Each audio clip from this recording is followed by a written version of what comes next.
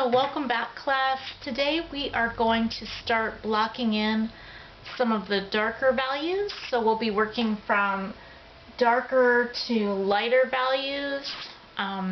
Those lighter values will be the local values, or the color that the objects would be without any light or shadow or any other kind of change being made to it. So for instance, just the color of, the stick, the pastel stick blue, that's local color. So let's go ahead and get started by blocking in the darks. We're going to start with some black, some dark green, and some blue.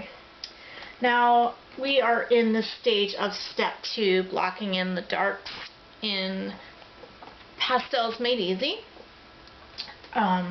And it says to start with charcoal, but I would recommend actually doing the Conte Paris brown pencil instead. It's easier to get rid of your marks, but if you do decide to do the charcoal, just go really lightly so that you can erase your mistakes. So let's go ahead and get started. So I'm going to start by blocking in those cast shadows with some of the black. And again, just start really softly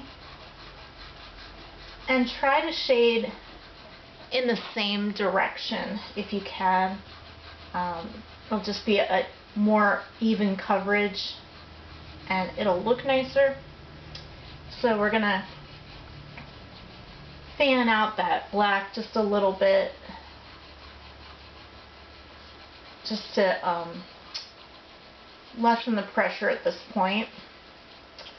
Maybe go back in here and apply some heavier pressure, and you can get a darker value with the same pastel just by increasing the pressure of your contact with the paper. So here we have darker value with heavier pressure and lighter value here with lighter pressure.